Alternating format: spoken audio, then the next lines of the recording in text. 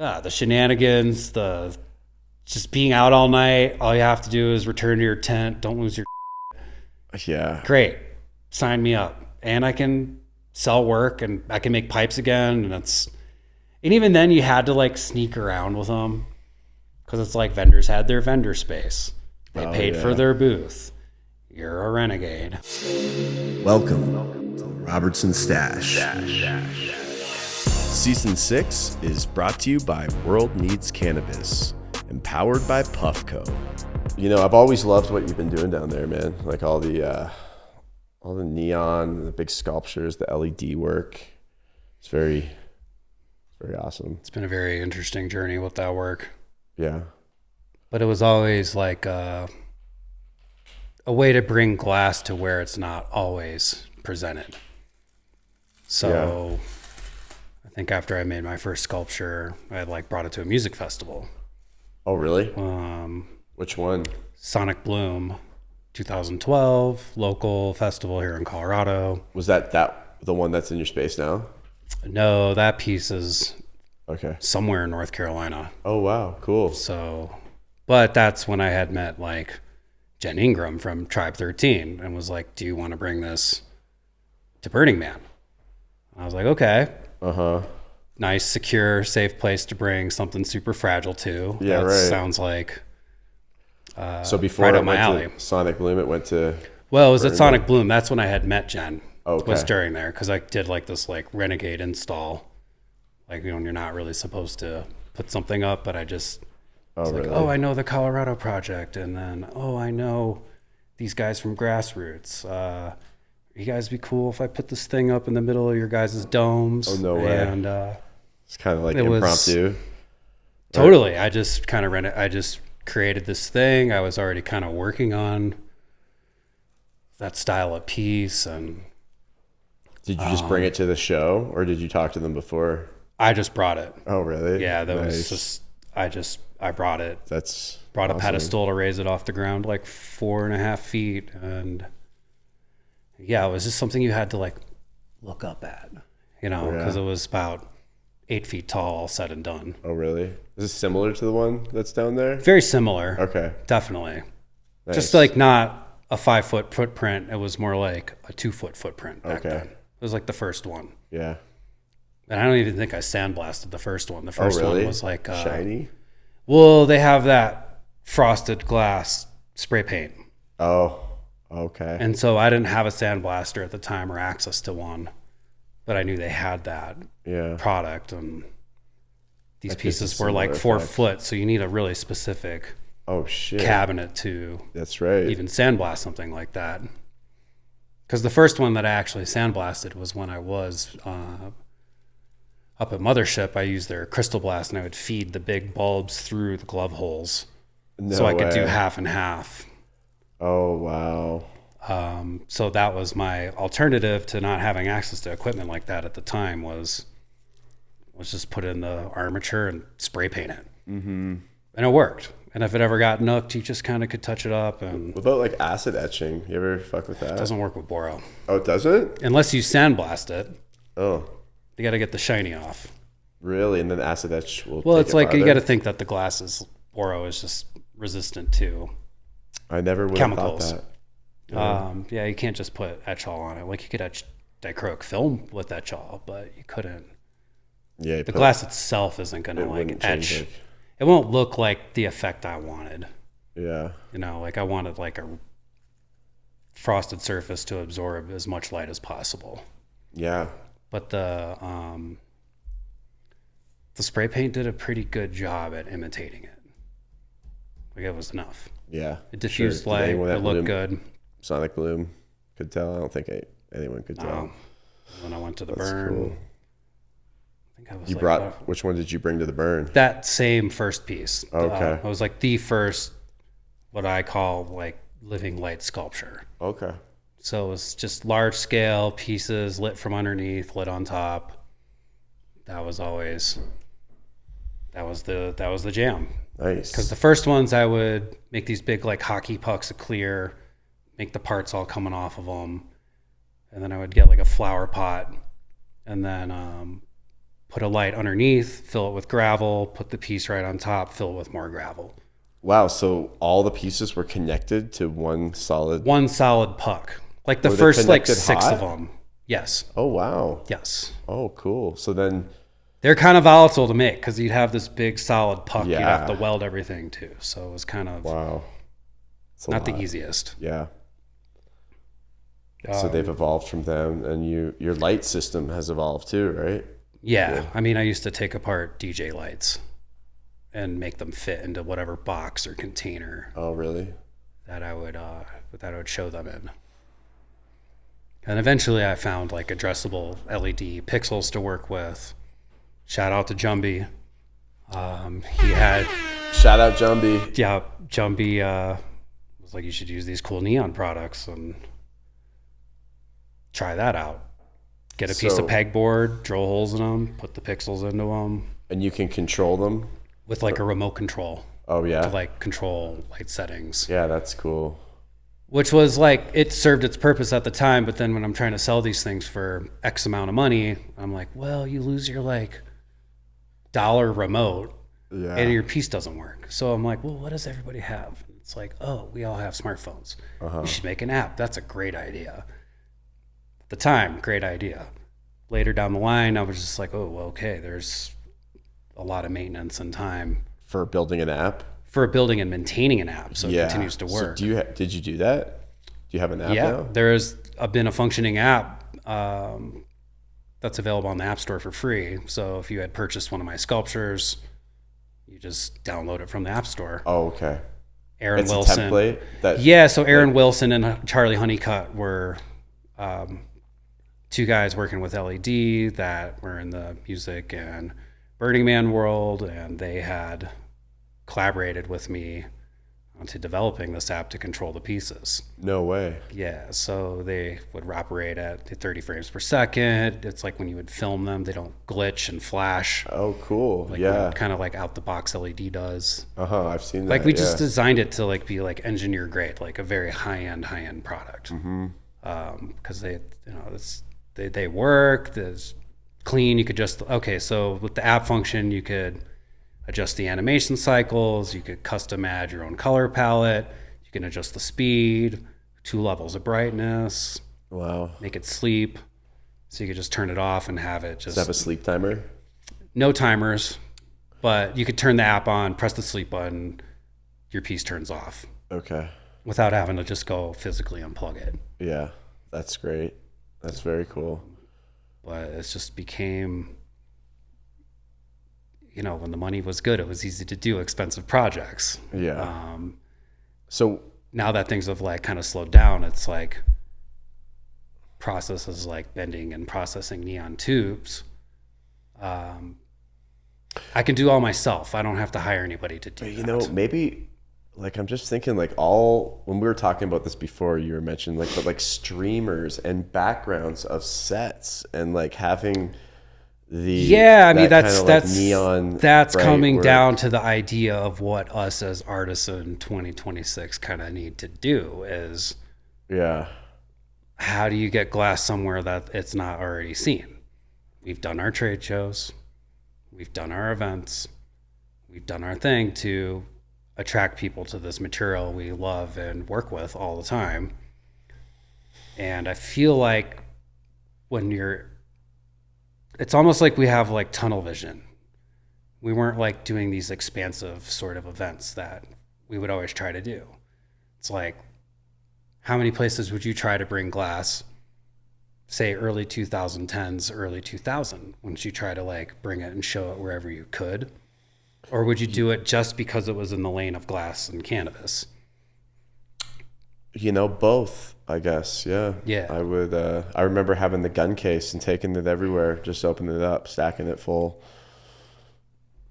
And that's how we were encountering people that had no idea about the glass side of things. Yeah. Because maybe if you were involved in cannabis world some way, shape, or form, you had a friend or a friend of a friend that may have collected glass, and that's their favorite way to not only consume but enjoy the piece they have afterwards. Yeah, it was real. So there's people that like scarce back then. also consume cannabis that aren't necessarily at the trade shows and all the pop-up events and things. They just quietly do it in their own home. So it's like, how do you meet those people?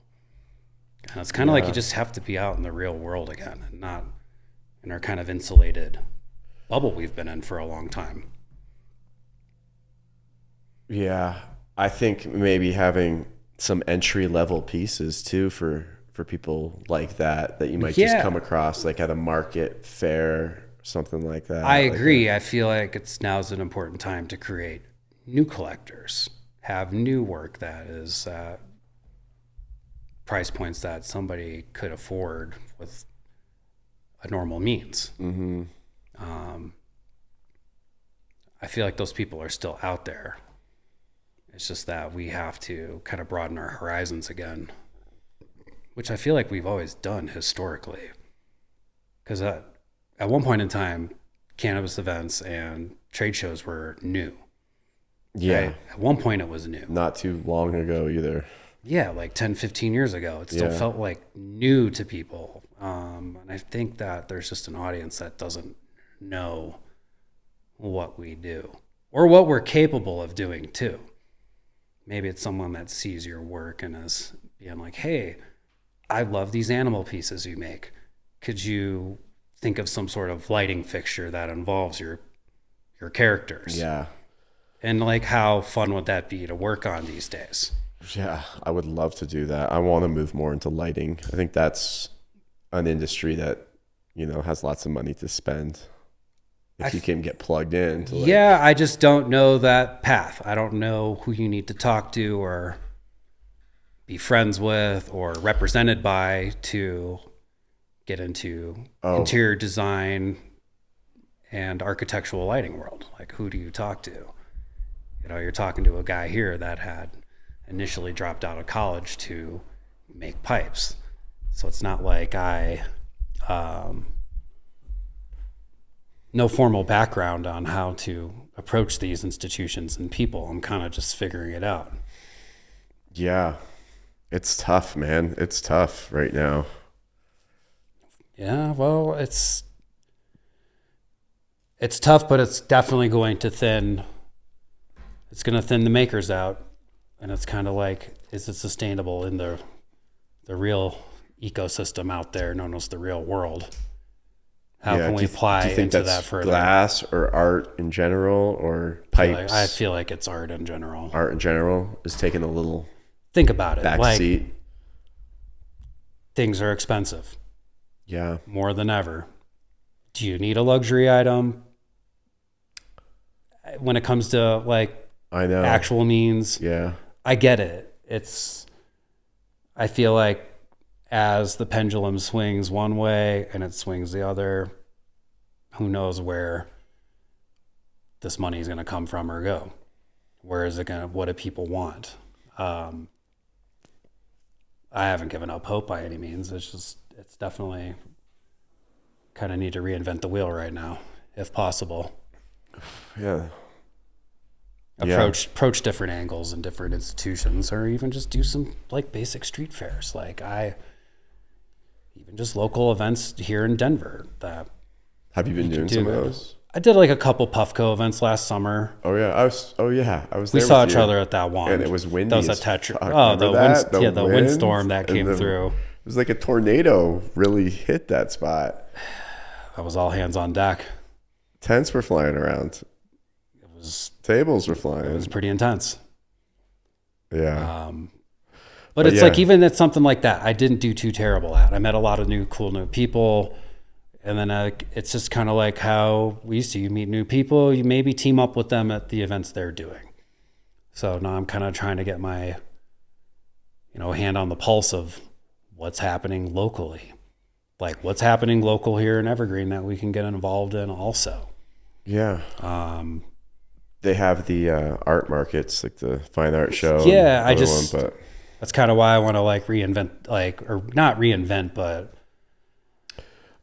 produce paper. Well, even just revisiting old ideas, like the paperweights I used to make. Like that was a pretty popular production item I used to make in my like mid to late 20s.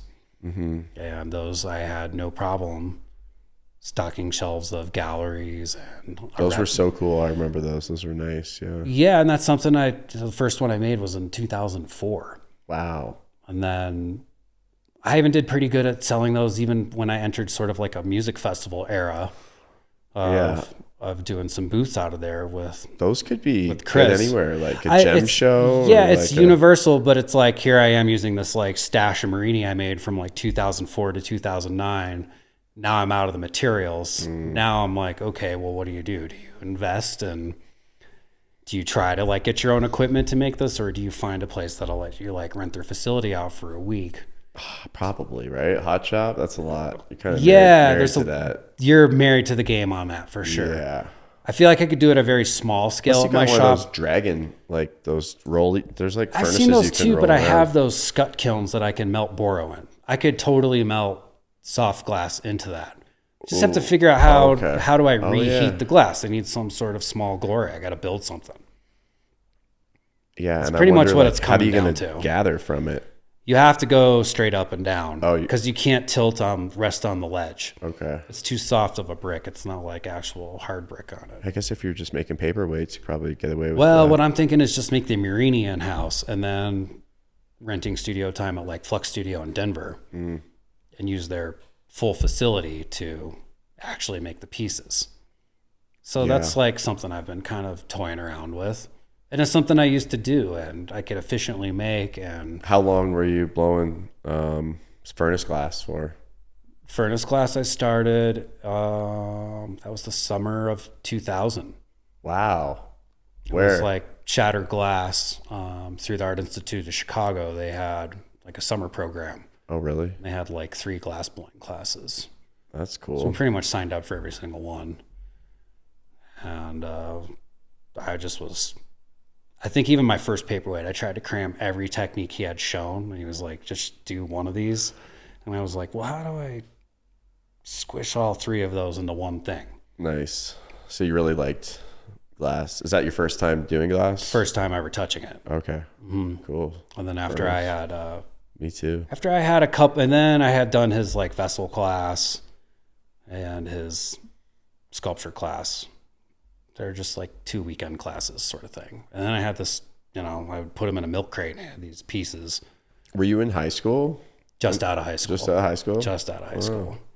So then after that, I had talked to 2 friends of mine that eventually showed me how to flame work. I brought my furnace pieces and been like, hey, I did this. How do I learn how to do this? Because originally I was like, oh, cool. Like, this is a glass blowing class. This is it. I'm going to learn how to make pipes. In the furnace? Yeah, he was just like, that's not the type of glass. He's like, that's flame working. Like, that's different. You didn't know about flame working then? Really? I had no idea. I just didn't know. I just knew I wanted to somehow do something with glass.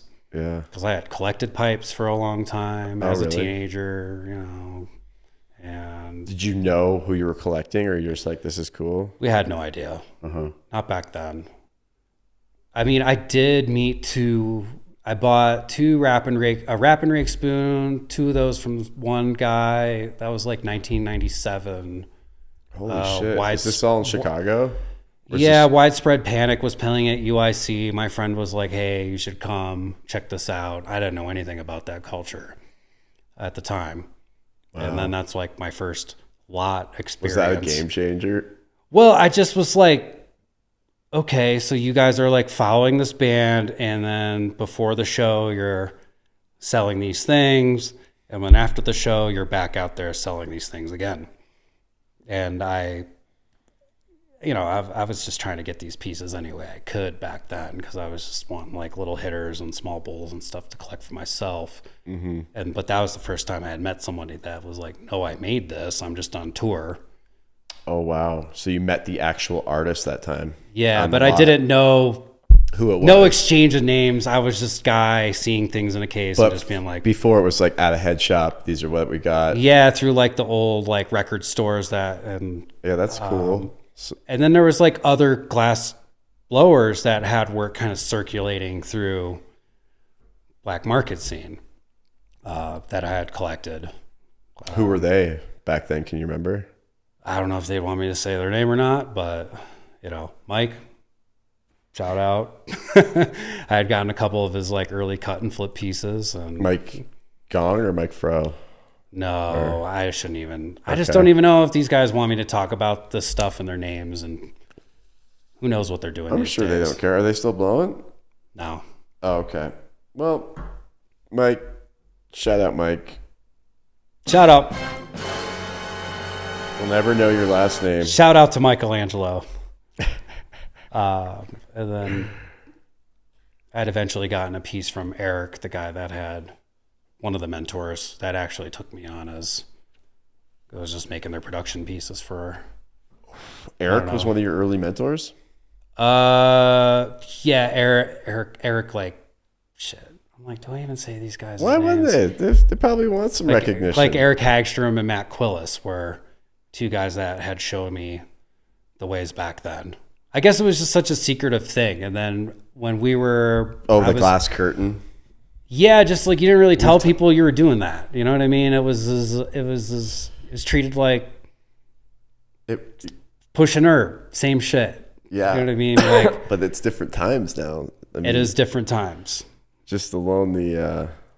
I think back then it was just the amount of attention of tanks, things. You're just trying to... I don't know. It was just so it was more time. from like the like inspector, like whatever, like the legality of doing it, not about sharing the knowledge. Both. Okay. Both. People were pretty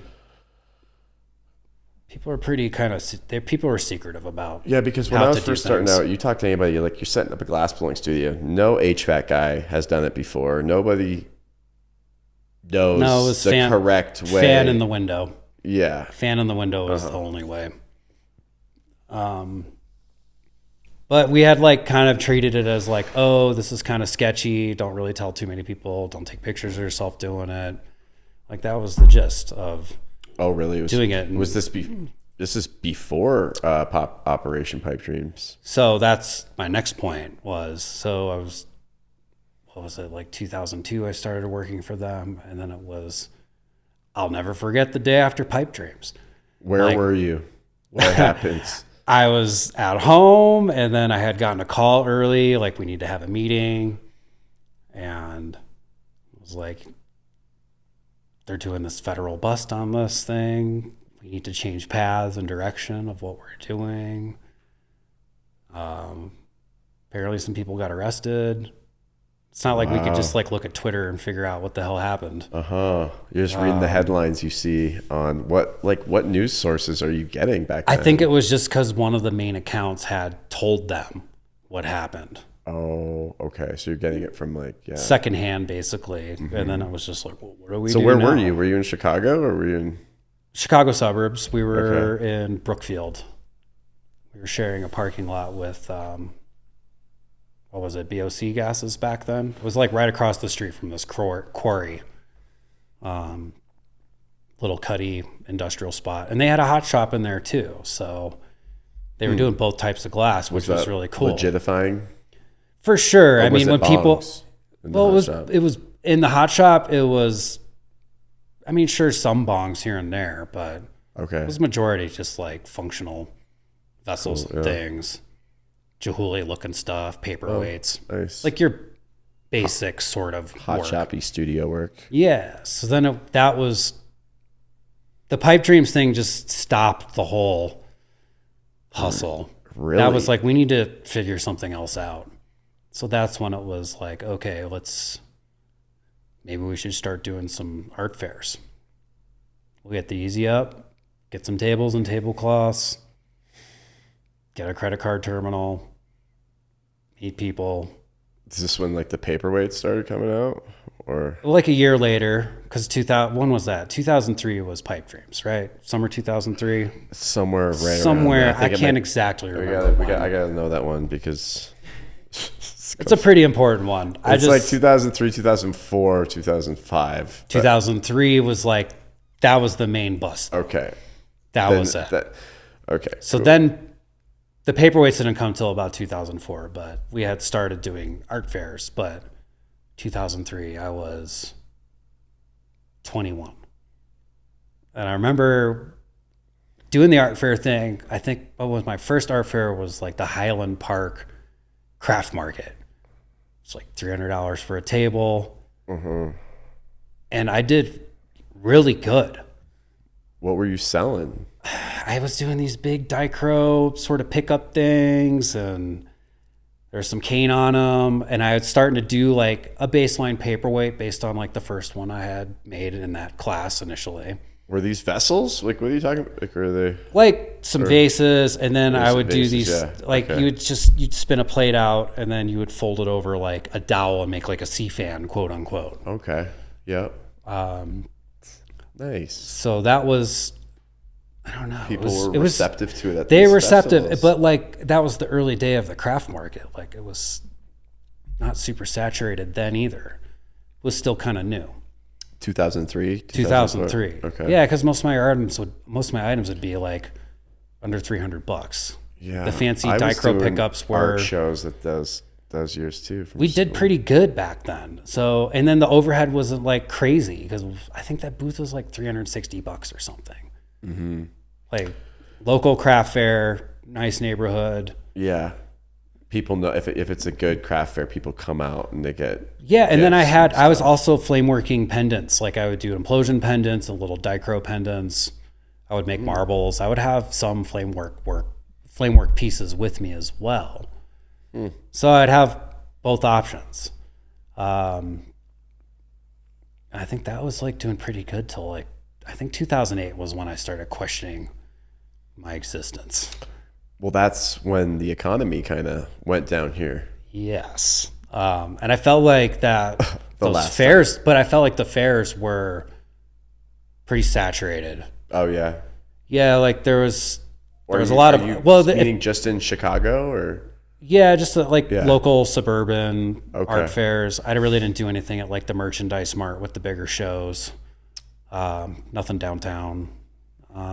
So you were feeling a little different 2008. 2008, I remember just being like, oh shit, what am I gonna do? It's not worth your time. Like it's not working out. I'm maybe making $1,000 versus when I was a lot younger. Yeah. Feeling like I was killing it. And yeah, it changed. And then I think that's when I had met Chris Zurich.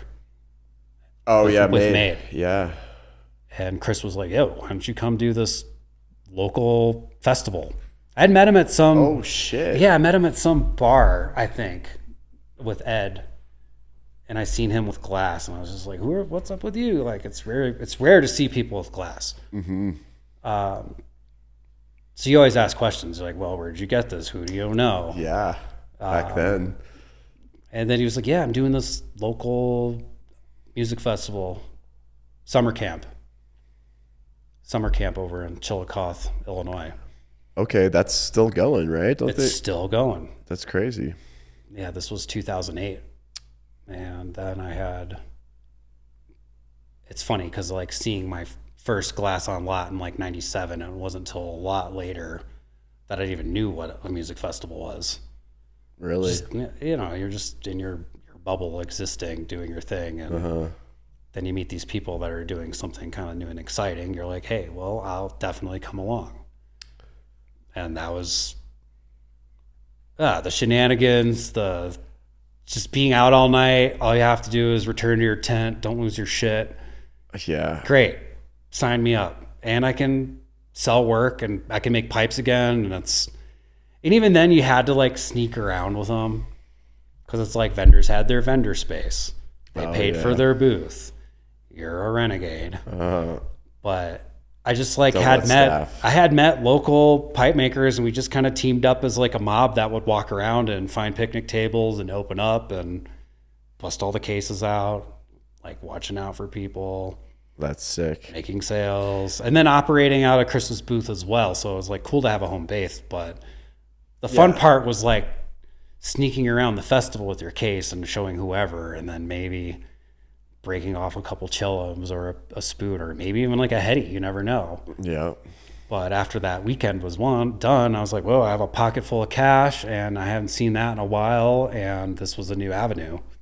It's like, what's next? So that was summer camp? Summer camp. Yeah, then that led to the first Rothbury, which is now known as the Electric Forest. Oh. And Rothbury, that was in Michigan. And again, another festival where, I don't know, it was definitely a different animal, like partying and having fun and making some cash and doing the thing. Wow. I think that was the year because I had known, who else was up there? I bumped into Adam G out there. Robin Hood was out there. Vinny P. Robin Hood was like the first person I'd seen sell like a 4-figure piece sell on lot. No way. Like, I was like, damn. Was it like a bow and arrow or something? No, it was before that. He was making all these gigantic like Dr. Seuss bubblers. It was just cool to see something like that, like That's extensive cell, Yeah. like right in front of me. I was like, whoa, okay, this is like. That's- Sometimes you got to bring the heat too. I think I was always playing it safe, bringing like some fancy stuff, but I never was like, I'm all in on this thing and I'm bringing it. Yeah. I was always kind of like playing it safe. And I'd say it worked out for a very long time. So that was a cool time. Is Cool it still period of like time. that? I have never been. I wouldn't to one of know. those. I wouldn't know. Yeah. When's I the last wouldn't time know. you've been to a music festival like that? To vend out? I mean, Well, feel like even one just of- did feel you like- go? Do you go to them sometimes? not really You go to anymore. Burning Man. I go to Burning Man. Yeah. Is that the That's only one you go to? Pretty much. Pretty much. Are people selling glass there? I guess. Not really the place you're supposed to be selling stuff. Oh, okay. Yeah. Trading. I would bring my art and show it there. Show it there. 2012 and 13. What if somebody was like, "I'll buy it"? I've never had that happen, so I couldn't even. We'll I worry couldn't about even. that later. That never that- actually even came up. Yeah. So it's just. I'd probably have a different story then. That would be lined up. Yeah. So it was just. That's cool. Burning Man was just like, that's an inspiring place where you just see radical, bigger than life art. Somebody probably paid a lot of fucking money to set up, and it's there for a week, and then it goes away. Yeah. So it's just like when I saw what people were selflessly bringing and doing out there, I was like, okay, I kind of want to like do something in this nature. So that was in 2011 was the first one I went to. Wow. So after I'd gone, it was just like, holy shit, art can be huge. But you need to make flame working bigger. Like, small's not going to cut it out here. It needs to be big. You got to like look at something like this. You have to like look up at it, Yeah. versus like small in your hands. It's not really. So did Burning Man kind of inspire some of these bigger Yes. pieces? Oh, really? Yes. Oh, cool. So you went to your first one in 2011, Yep. came back, and you were like just ready to. Well, that summer I had made that first large scale sculpture because I was like, oh, okay. Oh, the one that was at Sonic Bloom? That was at Sonic Bloom. Okay. So knowing that I could get into Sonic Bloom during vending hours before the festival opened, I decided like, okay, why don't you make this thing and bring it and do it on the scale that you think is appropriate to be like appreciated on like a large scale. So I was like, the tallest part's got to be 4 feet tall. Box needs to be 4 feet. I want this thing to be like, if you're 6 foot tall, you have to look up to see the top of it. Yeah. So a bigger pedestal, like, or whatever. Yeah, and just looking back, I was like, damn, no securing it to the ground. Like, no weight on the bottom. Like, it was just, easily could have just been pushed over. Nowadays, I'm like, okay, well, how do we secure it? How do we protect it? Mm-hmm. Where's your staff to watch this? Could be approached differently. Or just seal it up in a box. Like a big infinity chamber was always something. Oh, yeah. With mirrors on some sides. Yeah, just something to protect it from the elements, contain it, stop people from touching them. Does that take away from it at all, do you think? It has Like in the past, but I also just... When you see artwork in a box, like a plexiglass protective... I see it now as like, oh, you're smart.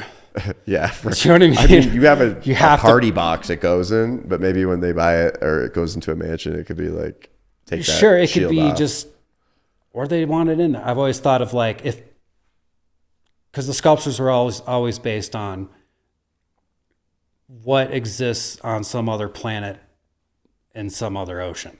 Is that right? So maybe it that's needs to why be contained. Well, that's why I called them the European invertebrates, because Jupiter's sixth moon, Europa, is this supposed frozen shell that has life underneath the shell, because the core of the moon is going to keep a part of the ocean Is it the one that out. looks like a kind of a hamburger? Like, I don't know about hamburger, well, like but it looks like it's totally not round. So the photo, no, it's definitely round. Oh, so the okay. photo, it looks, I would say, almost similar to like Venus in color, according to NASA photos. Yeah, there's some moons that look not round too out there. I'm I'll unfamiliar. have to ask chatbot. You have to ask the chatbot. So anyway, but the whole idea was like bioluminescent coral underneath the surface of an unknown planet. You know, that was I like that. a limitless platform to make shapes from. Sure. Yeah. They're lit in LED. They look like coral. There's like tube worms in them. Like all little Anything details. goes. It's pretty much anything goes. See, this is the part where I was like tying it all together on what the fuck I was just talking about that I have a hard time with. What if you were actually correct, and when that moon, they thaw some of it out, they find similar looking structures up there on the moon of Jupiter? I think it's going to be a while till they Why drill into that and send a channel robot. this? Well, they'd have to drill through the surface and send a robot down there, I guess, for us to really know that. So you want these things to be in the box, to be contained? It's mainly the protection. I think that being at the burn, like setting them up at the burn for 2 years in a row and never having one part touched or removed or stolen or broken. I was like, oh, wow, art's respected everywhere. Oh, so you took them twice to the burn. Never had an issue with anything being messed with. They would be Very as pristine as when I brought them there. Very cool. Nameless Music Festival, I brought one to in 2019. Don't want to throw them under the bus, but the big piece that's in my gallery, I mean, it was literally being destroyed by the hour. Like that's multiple stolen parts, broken parts. At one point, I like had thrown a couple broken parts. I was like pissed as fuck too. I was just like, what the fuck? This thing's gonna get destroyed by this weekend. And I threw a couple like components in the trash. And then I had gotten back, and then my friend Nick was like, yo, is that dude going through the garbage? And we're looking, we're like, what's that dude doing over there?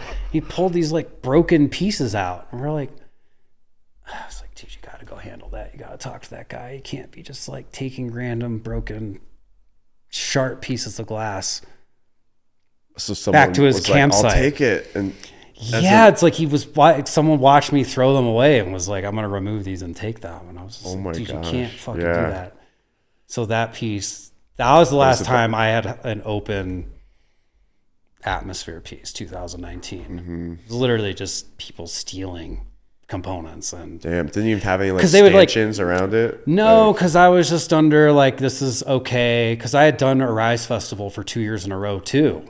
That was 2015, 16, or 16 and 17. With your work there? Yeah, that was a collaboration with the Fabric of the Universe with Anthony Mickle. He had made this big CNC cut sort of structure that had seating around it, and we put it in the middle of it. Cool. And that was like respected. A couple scary times with like the elements getting a little weird. Like storms coming through. Oh, really? But nothing was like taken or broken. Like it was like open-ended. I mean, even one point in time, like our friend Kirsten had like served tea in front of it. Like he had brought his tea lounge and was like serving like all throughout the night. And he was like the great guardian of the piece. That's cool. And that was rad. Cause I was able to, cause you know, usually those festivals, I'd kind of like keep a clean head and always keep an eye on what's going on. I couldn't really indulge in festival madness anytime I had brought my work. Because it's like responsibility. I don't want to be all mega fucked up and then we have to report to some disaster situation. Like you've got to but just keep it straight. And are you there like talking with people that want to meet the artist at all? Or? Oh, I love just sitting there and just playing dumb. Oh yeah. I wanted to hear I always wanted to hear what the streets were saying. I've done that. And then sometimes someone would be like, "Oh, that guy's right there," and then I'd be like, "Oh, see you later. I'm out. Thank you for appreciating my work," and then I'm out of there. Yeah. Because that's cool. I just wanted to know what people thought, and it was just, I don't really put my face out there too much, so it's not like anybody would recognize me. And the only people that had seen me setting it up were like people that were setting up like vending booths and staff, other artwork, like production team. Yeah, so people watch a lot. I could like sneak in late night and grab a seat and hang out. Yeah, you won't be blown up. No one would. I could just listen to what people were saying. That's neat. It's got to be good. I just knew that it was appreciated. Rewarding It was appreciated. After all the hard work. Well, it was appreciated in the right way, and it was like mind blowing. And then when you would hear the dialogue of being like, they're like, "What's it made of?" And then it'd be like, "I think it's 3D printed plastic. I think this whole thing is 3D printed." And then somebody would be like, "No, it's actually like, this thing's glass." And they'd be like, "No, it's not." And then you could hear people be like, "No, just like touch it." And you see them like carefully touch it. And then they'd be like, "Holy shit, it is glass." Bro, you should have like mics set up in it so you can get everyone's reaction. I don't want to invade people's privacy, but the idea was thought of, of just trying to get some candid footage on what the streets are thinking about your artwork. Yeah. So I've definitely been accused of not creating the piece. That's not curating it? Not creating the piece. Oh, not like creating he didn't it. make that. Oh, really? Like he did not make that. There's no way that's handmade. It's got to be 3D printed. I've had that conversation come up more than one time, not even at just music festivals. I guess people. It's like some Meow Wolf party. Some Meow Wolf party I had leased sometimes I would lease the sculptures for like an event for like a day or two too. Is that right? Here in Denver? Yeah, it was some pop-up party. I couldn't tell you the name of it or what. Small little contract in place, small paycheck, but show up, set the thing up, hang out, do your passes by, listen to what the streets are saying about your work. And then again, that same conversation came up of, it's not that handmade. Is not handmade. That is definitely printed. Interesting. And I was like, "Oh, really? I'm pretty sure it's all glass and it's handmade." "No, it's not. It's obvious." Did you say that to somebody that didn't know who you were? This guy who claimed to be some software guy. Oh, yeah. Tech guy. Probably AutoCADing it in his head. He was like, "No, it's not." And then I was like, "No, man." And then I was like, not really getting frustrated, but just being like, "No, dude, it really is." Ting, ting, ting. And then I tapped it. And he was like, "Whoa, whoa, whoa." He's like, "That sounds like it's glass. You should have touched that." I'm like, "It's all good. I made this piece. It's glass. I'm showing you it's glass." And then it was just like, but then it's like, if you show patience to those situations, then you get to see the mind blow factor. Yeah. Like the guy was just like, "Holy shit, it is glass." So you had a doubter. You made him he was a non-believer. Non-believer that was converted. Yeah. Because when you take the shiny out of the glass, when you sandblast it and remove that nice shiny finish from it, it's... Believe me, I know. Interpretation is not that this is glass. It's that glass a lot too. Yeah. Sometimes. They'll be like, "Is it acrylic? Is it polymer? Is it ceramic?" Obviously, when it's like looks translucent, they're not going to say it's ceramic, but that's when could be acrylic. This is acrylic or cast acrylic or resin. Mm-hmm. I'm like, no, it's all borosilicate glass and fire. You never know. This episode is brought to you by Puffco. If you're listening to this podcast, you probably already know what rosin is, and you probably already dab. But not everybody does, and not everybody wants to go out and get a torch and butane and a banger and all that stuff. Puffco is push a button, inhale, done. They're perfect for curious moms and dads, aunts and uncles, friends who want to try extracts, and people who just might be a little too intimidated by the whole dab ceremony. It removes the fear, it removes the hassle, it removes the am I doing this wrong energy. Check out all the different styles and colors they have at puffco.com.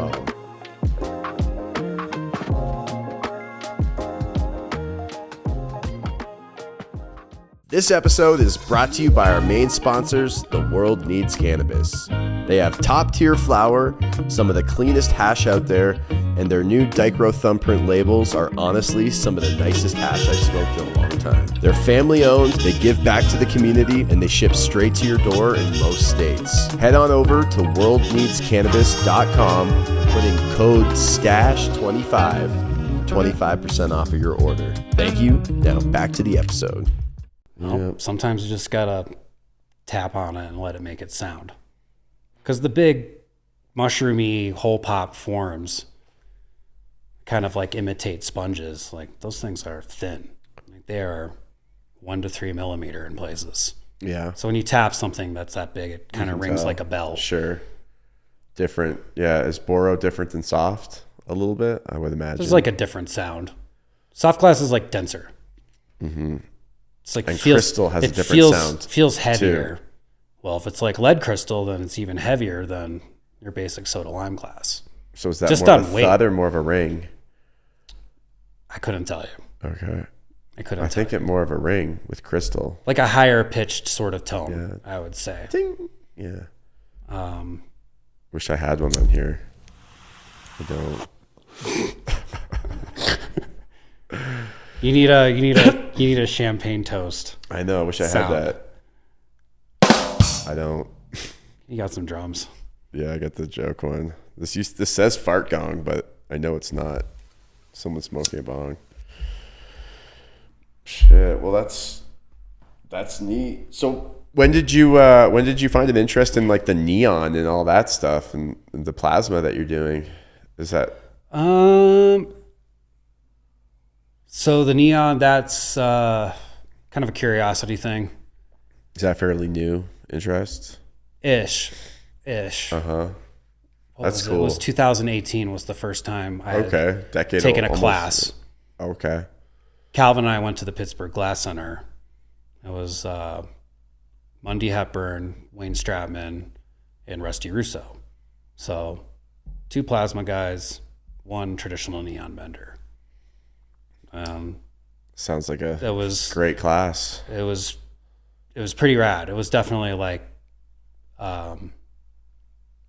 very inspiring that there's other ways to explore glass as a medium.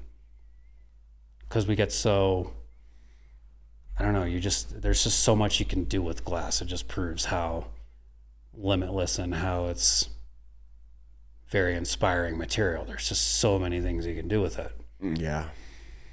So learning those techniques and then eventually taking like a traditional neon class with Rusty at his home studio with Calvin a year later. Cool. And then I was like, wow, this is like really hard to do. You think just bending tubes is simple, but when you're bending them out of soda lime glass.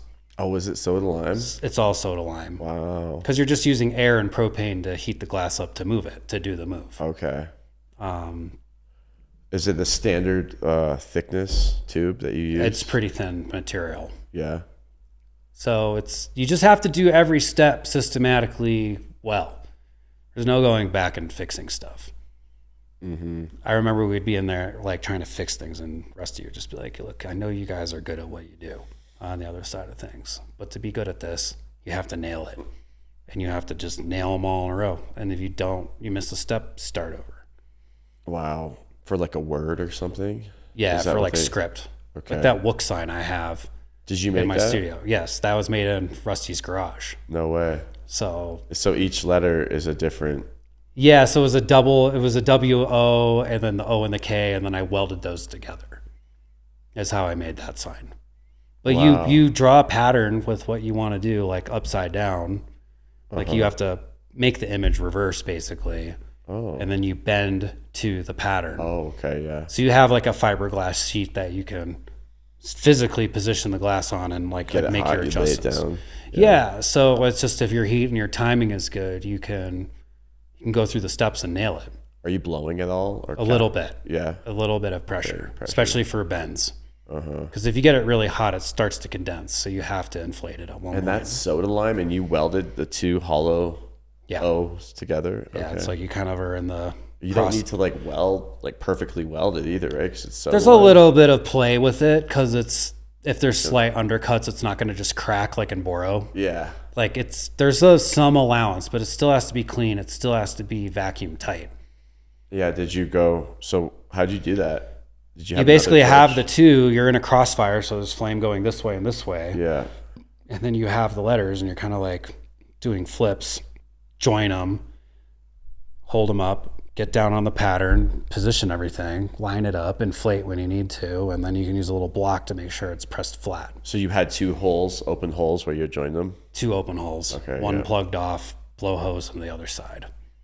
Uh-huh. So then it's just joining them and then laying them down. But they were hollow. There was two hollow ends where open. you connected them. The Correct. O's. Yeah. Correct. Okay. And then the gas pumps all the way through it all. Yes. Oh, that's really awesome. It's pretty important that your seals are good because the piece goes under vacuum. Yeah. So you have to get it down to like Can't have 4 to 6 micron. Do you like look at it through a polariscope? I haven't, but you definitely are just watching gauges because if you have a leak in your assembly, Yeah. you won't get the numbers low enough to actually pump it in a clean atmosphere. Huh. So if you see your piece getting pulled down to like 4 to 7 micron, 4 to 6 micron, you know you're in that target range of how much vacuum equals pure of an environment. Okay. So how did you get that one to turn purple? Is that some specific gas? Is it blue or purple, the Wook sign? The Wook sign's red. Oh, is it red? Okay. The Wook sign's red. That's pure neon glass in clear tubing. Pure neon glass? Pure neon gas. Gas. In clear tubing. Okay. So the neon is what's illuminating red. And so its natural state is red. Naturally, it's red. Okay. It's reddish orange color. That is pure neon gas. Most signage that's like in the rainbow of colors is argon with like a drop of mercury in the tube. So the mercury vapor and the argon create like a UV activating, like it's a UV gas basically. So there's these phosphors that are inside the tubing. So the gas that's putting out UV light is what's creating the brilliance of the color, if that makes sense. Can you get multiple different colors? Rainbows. Oh, really? Yeah. And you can get, and most of it's like clear tubing with the phosphor in it, but then you can get like cobalt tubing with phosphors. There's the emerald tubing. There's ruby tubing. Like there's transparent colors you can do too. So the actual glass is is colored. Okay, yeah. So I guess that people in the hot shop that that's what I feel like I used to buy back in the day was like blue and red and clear tubing from Pegasus. Mm-hmm. And it was, I don't know what the hell they would use, probably like neon stuff because it was. Well, I think that amber and red stuff was some sort of ion doped tubing. I don't know. It was like a stain on the inside of it. Oh, really? I think so. Maybe.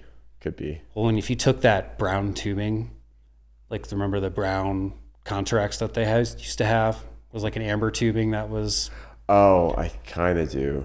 So you could. The blue. Shackman used to implode that like a honeycomb, like blow it out thin, clear encase it, blow it out thin, honeycomb it, condense it. It would be like silver green color. Okay. On the inside of it.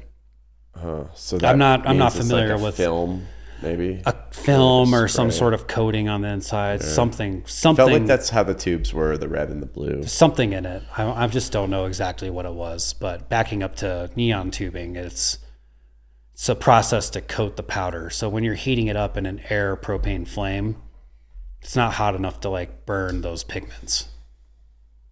Wow. So you know how to do that pretty much. I've done it. Not like factory level of coating where it's just like almost opaque of how well it is. I've mixed phosphors and shaken them in tubes and blown it through with air. And that has, I've done that with a couple Boro tubes. So it just kind of gases the inside. It's like it's like streaky. It's not like a perfect uniform coating. Okay. And since Boro, you have to get it so hot after you do all the bends and make your piece that you want to fill. Yeah. You phosphor it afterwards, weld the electrodes on your fill port. And then that's kind of how that has to work. It's like a finishing technique versus like, I'm going to pre-coat this tube and then bend it into these shapes. Like the Boro's too hot. Because it's, it's propane and oxygen get Boro to move, propane and air to get soft glass to move. Yeah. So what about plasma? What's the difference with that? I think when people talk about plasma as in our form, it's referring to a single electrode welded into like a sculptural form. So with like a neon sign, you have 2 electrodes. You need a start and an end. There's a start and an end. Okay. You have 2 wires off the power supply, hook up to the left electrode, to the right electrode, whatever the orientation is. And you're like completing a circuit of energy. Okay. Is how that's working. That puts it, yeah. I can So with this that. plasma shit, you're creating like an antenna that's broadcasting energy. Because the single electrode has this high frequency going through it. You have this plasma gas reaction going on the inside of it. The energy isn't in a loop. It's not in like a circuit. The energy's got to go somewhere. So like when you were at my studio and you saw me take one plasma lamp next to another plasma lamp that was on, the one that's not even plugged in can light up if it's in the vicinity. Yeah. And when you touch it, you kind of complete. It's kind of like your electromagnetic field, like grounding the power. Yeah. So it's like the current is like traveling to you and going to the ground. Feel like you're completing the circuit. Yeah, because when it's on and it's not activated yet, it's really not lit up too well. Well, when it's on, it's depending how much power is going to it. Okay. But you'll notice when it's set lower that, see in the spirals, and the arc isn't reaching all the way to the tip of the spiral. When you point at it with your finger, it completes the circuit and draws it to you. Yeah, that's so really those pieces are they're literally emanating electricity. Yeah, that's neat. That's a whole other thing. Did you see Grant Garmazi? He made some bird. Oh, recently. the Phoenix is fucking crazy. Yeah, that's really cool. It's one of the coolest plasma pieces ever. Yeah, I just saw that. Oh shit! So what else is going on out there? Is it trying to get any? I'm just staying low key, man. Trying to innovate some new stuff. Yeah. Pipe market, I've got some ideas to throw at it. Still, I'm not giving up by any means. Still ain't gonna stop smoking. Definitely not stopping. The streets are not stopping smoking. No. Streets are getting bigger. I think it's just a matter of adjusting what I make. Yeah, and like the existing formats for selling it, maybe they're like, what do you think? I think that we just got so reliant on social media. We're kind of perceiving this dip versus like being out, talking to people and selling it. Like, remember when we used to do that? Yeah. And it worked. And then we just started thumb fucking our phones to make money. Mm-hmm. I think we just got to go the other way. Yeah. The pendulum swings. It goes both ways. Can't tell time without pendulum going both ways. That's right. So I don't know. I'm trying to find my bearing on the shifts and changes that are happening, and I'm confident. I'm confident it's going to happen again. It's just we rode one hell of a wave, and I'm super thankful for it. Yeah. It created a lot of opportunities. It secured our homes. It allowed us to do some really wild, interesting things back in the day. Yeah. Like even just with the light sculpture projects, like that would have not existed without the pipe market being so wild back then. Yeah. Because it was always just like, well, how do I elevate what we're doing? Like, what do I do? What can I make also? And that was just, that was like cool a 10, that was like a 10-year on top of it. And that was like a 10-year rabbit hole. Like there's over 40 sculptures and homes. Is there really? Wow. Over. Because it was when Jen Ingram was helping me start to put my images together for a book. Just like a small little book just to show pictures of what I was doing. You're like, damn, like we're in the 30s. Wow. And you're like, whoa, How we're in big like are the 40s. Ones in the home? Were they all different sizes? All different sizes. Yeah. From the like early miniature ones to the first ones with the multiple components on the armature, various sizes of that. There's like miniatures, like that one piece I distinctly remember the first miniature I made was for the Crown collection, showcasing like a museum grade aquamarine specimen in the middle of it. This was pretty much an aquamarine from Pakistan. Like a really nice specimen. Okay. And Scooter had designed like a clear acrylic stand to hold it. And it would just fit in this custom. Nice. You remember. I remember Scooter. You remember. Shout out to Scooter. Shout out Scooter. He made the best stands. Making our work look the best. Yep. Too bad he's not doing that anymore. Is he? I don't know. A little bit. Maybe he'll resurface. He was the best. He was the best. So he had made this clear because we wanted to make it out of acrylic, so there's no possible way to damage the crystal. Ah, I see. Don't want to put something. You think glass would damage crystal? Maybe. Yes. Okay. Yeah, and metal. Yeah.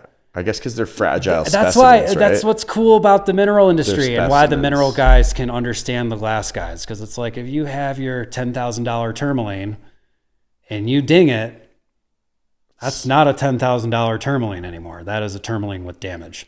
Yeah. So it's like soft. Same thing with glass. Glass, you can damage it. Probably won't be the same. Fortunately with glass, we can fix some things. Not everything, but we can. Mm-hmm. You can't fix something that's God knows how many millions of years old. Well, you're going to fix it, but you're going to take some off of it and have to polish it. Yeah, it's a modified piece. Yeah. It's not the same. No. What was what's that process called you're working on right now with the like the chameleon coating stuff? Can you talk about that? Not yet. Oh, not shit. Yet. Okay. It'll hit the internet at some point. Yeah. It's a cool dichroic process that's different from commercial avenues. Yeah. And we'll see what happens. Okay. Stay tuned. It's everybody. All the result of an art tangent. I saw some of it with my own eyes, and it's very cool. I'm just on new. I'm back on an art tangent. It's been a while since I've just been like, I don't know. I feel like this needs to exist. No, that's cool. Yeah, it shows you were up till here. You know, I was putting in the hours trying to catch a deadline, and man, it's been a long time. Yeah. And it's not even like a deadline, like, oh, we have a show to get this done for. It's like, no, we have to get this done for a strict manufacturing deadline, and this might be the last time you could use this technique until this company kind of figures some things out. So we won't talk about that too much, but when do you get the box back? Just end of this week. That's cool. That's exciting. I'm going to start building some floating walls in my studio and then mount them to them, plan some sort of private showcase. Nice. See if we can fish some people that way to explore more of my non-functional work. But what's cool about this is that this doesn't require an LED system or nothing. It requires 2 screw holes. Yeah. And the piece slides into a mount. I know. And it hangs. And that's it. It's yeah, back to the glass. That's all you need. Not engineered grade. And it looks like it is. It moves to the eye, and as much as you can throw light at it, versus like developing these like engineer grade pieces. I think that's one thing that's misconceived of the other LED art I've been making, specifically the app driven pieces that I did with Charlie and Aaron. Like they're special. There's no more of those being made. Which ones are those? The pieces that are controlled via app. Oh, okay. So there's about 10 of those. Okay, cool. And there's still a couple platforms left to add pieces to. Say there's like some sort of custom request down the line, but I'm not trying to invest into More of that. doing this any further. Like what exists. We're willing to figure out how to maintain these. Also trying to figure out like an analog approach to remove the app. Yeah. So that it's just close the technology loop. I like that. So I'm trying to think ahead for the future of things. You know which one? I love those ones that you just posted with the mirrored and the painting with the pieces Jen. with Jen Stark. Yeah. Yep. Those are really cool. Very fortunate to be involved with those projects with Drinking Vessels and Jen. Yeah. It's been pretty inspiring too. It's just cool to make glass that's glass and isn't so technology driven. I felt like it's always stuck on like this technology aspect and hiring the best fabricators possible. And, because the metal cone, that's handmade. It's water jet steel that's rolled, and then that's assembled and welded, and then that's sent off for powder coating. Is this just the base you're talking about? Just the base. Yeah. There's a lot. There's hardware involved with it, like all the feet screw into it with like machine screws. Like there's a cut mount for all the electronics. Everything's wired a certain way. All the loose ends of the wires from the LEDs are all kind of tied up and managed. Like there's so much thought that is involved in creating those pieces. Yeah. And then it's like water jet, somebody to weld, the laser cutting, the software, the hardware for the lighting system. There's 5 people involved to make one piece of art.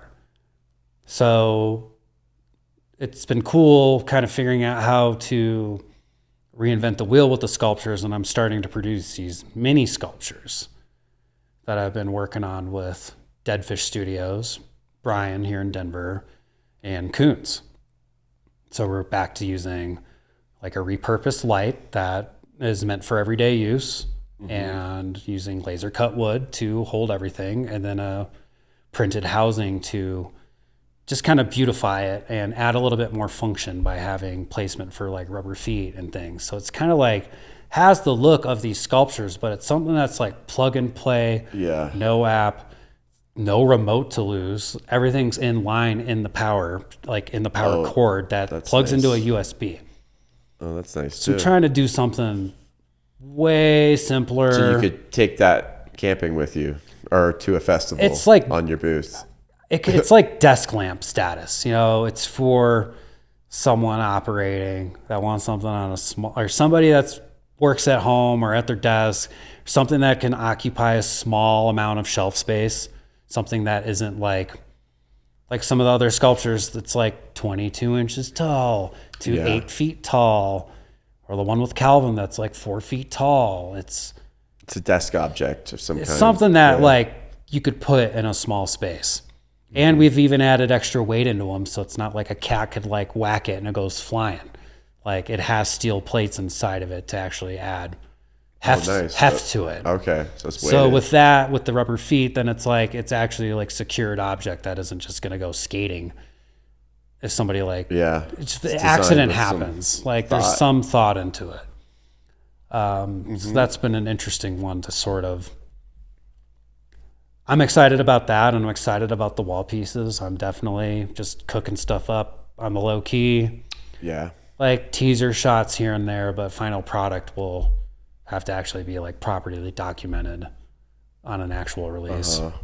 Yeah, no, it's cool. I haven't seen anything like it. Pretty neat. Yeah, I'm just trying to,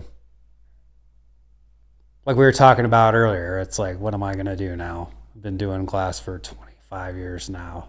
25, wow. I'm operating my business, and that's what I've been doing the past 25 years. And it's like, let's go look for go find a job.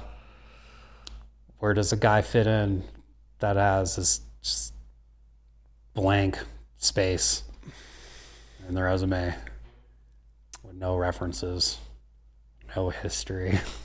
Yeah. Like, what do you do? So I'm kind of like in this, I'll worry about figuring that out after I maybe try to double down and test some new things out in the glass world and try some new ideas out and not be limited to what I make has to sell. Make the things, build a collection, figure out a release is like the new strategy. Yeah. Don't give up, man. No, it's not happening. And I think that my next goal is just to continue building a body of work. Yeah. And when I get like at a point where I'm like, this is like 90% of a show, throw a show at my shop and do it in-house. Get the staff, do the thing. I've had some very successful shows at that studio. Yeah. The space was designed to be efficient for throwing these parties. And it's in the workspace. Workspace is clean. When I push and move everything around, it opens it up. It's a cool place. And then at night, it's a fun place to have a party. And just get people to like have a good time and look at glass and talk about glass. And then maybe when they leave the little mountain here the next couple of days, they talk about what they saw. Yeah. And then the next move is just figure out how to keep connecting with people organically outside of the insulation that we've created. Yeah, you've been good at that. I mean, you've had a lot of events there over the years. It's like every 2 years, like, stuff with like like the catered food. Like, I love to eat. I love to go out and eat. I love fancy food and all those things. I like to see what an artist in the kitchen is capable of, but I also like to cook food. I think that's one of my favorite things to do with people to get to know them is to share food. I feel like at those events, it was like, have the good music, have the good food. People are burning the fire that they got in their gift bags. And there's a lot of visual. Good vibes, yeah. Well, dude, you're hitting all of the senses. Yeah, no, I was at the last one and you guys were cooking out. There was all of the senses being hit is how you really stimulate an actual lasting memory. Yeah. You know what I mean? Like, things are memorable in general at events, but like when you can kind of immerse people and hit all of them, I don't know. It's like the good meals that you've had in your life with your best people. Those are like the things you still might bring up or talk about. Yeah, further when you down get the line. good service in a good atmosphere with good people, I mean, that's the best. Yeah, so it's like people are like immersed in the glass. They're sharing plates. There's craft cocktails. There's all the things that set up for a good party, which is something that maybe that's another part that needs to be brought into the mix, that we know how to throw a good time and get the right people involved. Generally, with all the shows I have done in my studio, I try to invite as many people from outside of our insulated bubble as possible. Like other artists from Denver, other people that are involved with fabrication, other curators, other people that throw music festivals, people that are just involved with arts in other ways and shapes and form, and then like plug them into what we do. Yeah. Which is just what I think that us as a collective need to really get back into doing. Oh yeah, that's a good way to network, spread the word. You plug into their whole music industry, whatever industry it is. So we'll see what happens. I think my main goal right now is to create some substantial bodies of work, document it properly, and maybe next year I start approaching some fine art fairs again. Yeah. And Have you heard of the Cherry Creek Art Fest? Yep. I heard that one's pretty good. I heard it's pretty good. I mean, we also have the ski towns out here too. Yeah. But I need a current body of work though. This is the time you're hoarding. This is the year. I am beginning to actually collect work and document it properly and have a little build something cohesive before it flies off the shelf. Yeah, just like try to 2026 survive. Sit with it for a minute. Just survive and build on the low key. Don't be super stressed out doing this either. I got to have a good time doing it. There's got to be good energy involved doing this. Yeah. This should be something that Of you course, that's very aware of you too. love to do, where you're excited to go into.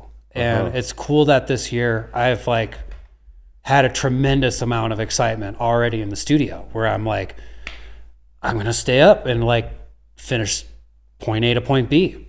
That's awesome. And it's cool. I've been doing this for a long time. And so you go in and out of it. It's not all fucking rainbows all the time. It's not. No There's shit. lows. Yeah, There's lows. Yeah. If you're living life and everything's fucking smooth sailing in 25 years, like, You're not pushing bruh, it enough. it's not even that. Bruh, fucking no. Universe smiles kindly upon you with luck and satisfaction to do what you love to do, and you can just skate through like Teflon. Like, some people have that gift, and do I envy it sometimes? Yes, but I feel like when you overcome genuine struggle and you fucking persevere through it, and you make it to the other side of this problem you're at, it is wild how inspiration and confidence is like waiting for you to get to that goal. And when you cross it, it feels good. Yeah. And Confidence guys, goes I've been up. doing this for a long time. It's peaks and valleys. And right now I'm feeling like walking up a peak, even though it's like tough. Yeah. Like creatively, I'm feeling it. And it's, I don't know, grab the bull by the horns, man. Like when you feel like you can, I think it's just, you gotta Go with it. Seize the moment and take it and run with it. Yeah. Don't ask why. Just do it. Don't ask why. At this point, I would always question that shit, and I'll be like, "Oh, do I deserve this? Why is the universe doing this for me?" No. It's like, no, this is your moment in time, and you have to take it and run. Yes. Life's short, buddy. It's the age of Aquarius. The rug can be pulled at any moment in time. Totally. So it's kind of like when you do catch those like good pockets where you're really feeling like tapped in. Just when you feel like, I'm trying to figure out like a good way to put this. Like the universe is smiling upon you. Uh-huh. You know what I mean? When you feel that it's great. It's easier to recognize with experience. I think when you are coming up and these moments happen, I don't know, it's not like you're taking it for granted, but you're not like charging ahead with it because you recognize a moment in time. Timing is everything. And when you can recognize that something is kind of working in your favor, it's so important to just throw as many irons in the fire as possible and see what hits.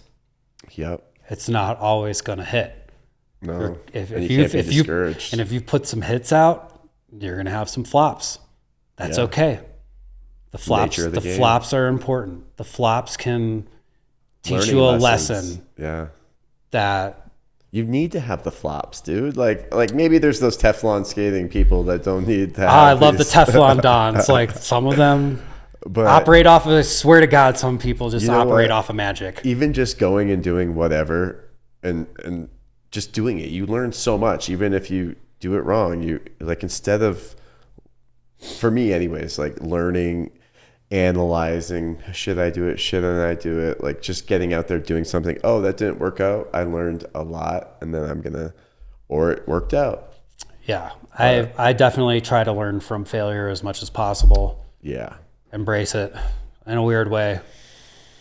Not easy. Ready for it. Like, not easy to do. Scared of it. No, I just feel like with experience, you start to it's like you're more appreciative for what's good. And that's just experience, time, and wisdom that can develop that ability to like recognize a moment of inspiration, a moment of success. Mm-hmm. Like those are things that they just don't always just come. Do they come in waves for you? Waves, for sure. Yeah. Peaks and valleys. Again, peaks and valleys. With your ideas too? Ideas creatively. Mm-hmm. Sometimes what do you think that is? Like, we were talking the other day, and Sabelle was saying, when you have the thought, then it's out there, and other people can like almost tap collective into it. consciousness. So you need to like act upon it and start, you know what I mean? Like, damn right. yeah. Damn right. It's recognizing something also and charging ahead. Because I swear, when you pull something from the ether and you feel like you're just like so blessed to have that idea and it's in your mind to make, somebody else is going to catch that same thread. Yeah. And they might pull harder than you do. Who knows? I've heard of a lot of cases. Like, there's a lot of cases like that. Me and Kurt B posted a Humpty Dumpty. I've never made one before. He's never made one on the same day. Different places. That's a collective conscious thing. Yeah, it was weird. And Note on my last point I was trying to make, cut. But as far as the Humpty Dumpty situation you had with Kurt, there is a degree of collective consciousness that does exist. Yeah. Where if you are putting it out there, like I said, you pluck from the ether, comes into a dream, a moment of calmness, a moment of chaos, someone else can pluck it too. So you pluck from the ether, but you give to the ether. I probably should work on giving to the ether a little bit more just to be a better person, but you know what I mean? In general, we're all students of the life. You know what I mean? We're all trying to be the best we can be. Everybody's thinking, and you're thinking about all the other ideas to get you to the one that you know that you're gonna. Yeah, I just feel like when you pull something that you think is so fucking good, just go get it. Yeah. Like, don't even hesitate.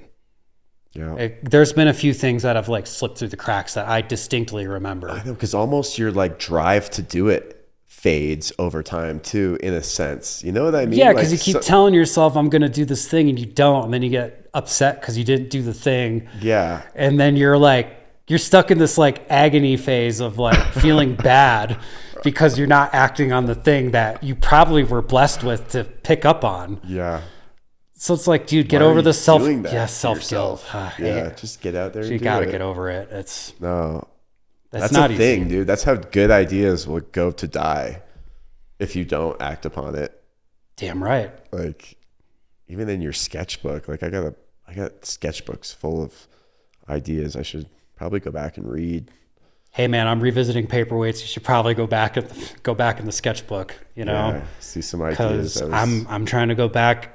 It's not like I'm going back in time. It's revisiting. Yeah. That's a good way. With your learned skills and life experiences. Oh, I'm way better than I was back then. Even like the couple of like Paperweights I have made with leftover cane, like I did do a handful of them last year and the year before since I discovered Flux Studio.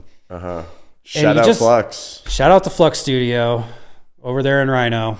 Yep. I think we made that piece up there over there. Yep. They're good people over there. It's a really nice, clean shop over there in Rhino. Yeah, I think this was at their old one that I went to, but they're like next to that what is it? River and Roads, the coffee spot. Okay, yeah, Kyle goes there more than I do, but it's again though they're offering glass blowing for people that don't get to touch glass blowing. Oh, do they? They have like they're doing like entry level classes, and they have like First Friday demos. So it's pretty neat. I don't know, man.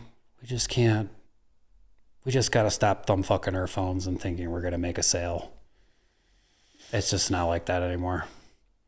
Now we're fighting algorithms. And a lot of people like to blame the algorithms, but it's like, sometimes I just ask myself, I'm like, well, is what you're making really that interesting? Maybe it's not that good. These are questions I ask myself. As far as like what the algorithm thinks is good. I'm like, maybe it's just not any good. How do you combat that? Because you had a good idea, like getting it in the background of like streamers or like high visible places where the distribution of your art, more eyes on it, you know? Yeah. Well, that's... And then you can go and say that. You're like, look, maybe it's not your name on the background, but you're like, look, I got this here, I got that there. Would you like me to be in your movie or whatever? Yeah, there's opportunities like that are out there. It's just that's where the money is. It's just the old formula is just not working. We just have to shift gears. Use your talent for what else you can do. You know what I mean? Like a good design it's not limited to one material. A good design should be able to a great design should be able to transition across multiple mediums. You know what I mean? Doesn't have to be glass. It's like even just with like, you have to explore things. That's even with just the Warlock pendant. Hundreds of those have been made. Oh yeah, that's a great example. Hundreds of them have been made. Mm-hmm. But I was always like, how do I elevate this? Glass is a material. Glass is a raw material. It is getting more expensive these days. But as a raw material, is it silver? Is it gold? So I was like, well, let's explore using fine materials to make this design. So that's when I made the first silver pendant. Eventually taking a class with Dale and Hargrave at his ranch to learn how to work with gold and cut stones. Wow. Which What's also his place like? It's where legends have been made. Really? You know? Like he's the master. Wow. Going to That's Travis. cool. Yeah, because like the jewelry thing, it's like something I've always like played around with. Yeah. I always tell people I play jeweler. Like I'm not. I've made myself more jewelry. Well, at this point, You're more of a glass blower than a jeweler. Well, I've kept some of my own jewelry. There's 3 pieces I have kept, and then there's probably like, I don't know, 8 or 9 pieces that are out there. Ooh, so nice little- It's just like scarce. It's just genuinely exploring materials when I'm Yeah. actually just trying to like make myself something new to wear. No, I know we did. Or no, yeah. Okay, yeah, that's right. Well, Coons did the was silver way ones. ahead. Coons was way ahead of the game Uh-huh. because he has that background in the jewelry industry, and it was like, how do I add my talent to this glass world? Yeah. And all those pieces he made are iconic and limited. Mm-hmm. How many of those do you have in your collection? I have one gold one that I need to find. Oh my god. Whoa, bad time to lose gold. Yeah, that's Bad time somewhere. to lose gold. That is somewhere. And I have a silver one too. Wow. Because I've collected a few I've collected a few of the other designs too. And friends of mine have them as well. Yeah. I didn't. Shit. I probably should have. Damn it. You'll find it. Or I should have just collected them all, actually. They would be worth. Shoulda, woulda, coulda. You know, even just with dealing with silver. Glass. Yeah. Silver's tripled since then. But it's weird though, because like the more successful line that I have sold has been bronze. It hasn't even been silver. Bronze, eh? It's an entry level price point. They patina, they look cool. They Certain look people cool. certain people can't wear bronze. Oh, really? Why is that? Sensitive skin. It's like wearing copper or bronze, like it can stain your skin. Oh. Okay. If it's like contact, you know, fortunately with pendants, it's not like It's not usually on your skin. It's not usually on your Yeah, skin. it's a shirt, yeah. But it is picking up the environment. It does patina and change. You can always clean it love up and that. make it shiny again. Yeah. But bronze has an aged look. Copper has an aged look. And then exploring this like Japanese alloy. What's it called? Someone I was talking with my friend. It's like a 75% copper, 25% silver alloy. Huh. I guess it was used in Japanese sword making for like engraved patterns and like the base of the blade, because it's got a kind of a cool patina that I guess it develops. Nice. So we're exploring that as like an alternative to pure silver pieces. Neat. So It's a little different. Well, it'll probably be it'll be at the more right, affordable than more like affordable. a solid silver. It'll be similar to the bronze pricing. It's just something entry level. It's not pure sterling. Yeah. I don't think I'll ever make solid gold ones again. I made those like 4 pieces solid gold, and Wow. How many ounces were they? the 22 karat one is 33 grams of gold. Wow. What would that be? It's over an ounce. You also have to factor, I think 22 karat gold is like what, 92, 94% pure gold. I'm It's not still sure. it's still an alloy. 24 karat being pure gold. Okay. So there is still Oh yeah. It's still- it's technically when an you use alloy in of jewelry. gold. You don't want to use pure gold because it's too soft. soft. Yeah. for like engraving. Engraving, maybe for like bezels or something. Nothing that's gonna get weird. Oh. Like Yeah, like if it's you very soft. like say this was solid 24, like every time you would ding it somewhere, it'd probably leave an impact. Yeah. Be all dinged up, dude. Yeah, it would get to wear, but also people like to wear pure gold jewelry for that fact. Well, you got any big shows coming up, or anything like Show that? wise, not really. I mean, Travel plans? Spain for the Borofest. Fest. You going out to that? Yes. Okay, and that's in March. That's in March. Cool. I'll be out in Spain for like 9 days, and then early June is my demo at the Glass Art Society conference. Nice. I wish Borofest. Shout out Borofest. Maybe they'll have me come next year, because I'm going to tell them I want to do that. What is it? It's a glass blowing festival in Barcelona. Are you blowing glass out there? Yes. Demoing? I'm on the demo. Is it a competition? No competition, just demonstrations. And bring some stuff to sell. Awesome. Like small. I'm just whatever I can fly with. Yeah. Nothing crazy. And then just That's probably what will sell the most out there, I'm sure. Like yeah, small again, I'm items. just confused on what the fuck to even bring, but Europe's culture wants tips. Yeah, tips. What else did they do out there? Bowls, Tips, weed. dry pieces. Like when I was out there last year, that was definitely not it. Oh, really? Not it. Dry rigs, maybe. Dry pieces with just like a 10 mil For joint on oil, it. for hash. rosin, yeah. Yeah, for smoking hash. Tips though being the biggest one. I'm definitely trying to be armed with some tips out there. Well, I think we did good. I think we got something to look at. Can we, I wanted to give away a Puffco device. So if anyone's made it to this long, do you have, what would be a good secret code word? I don't know. Anything we talked about that... Like for a coupon code checkout thing? Well, yeah, how does this work? they're going to have to dig for this nugget right now. I'm not really going to advertise it, but dig for this nugget of a code word. So I mean, we could have anywhere. How about plasma? Because we talked about plasma, neon, something, anything.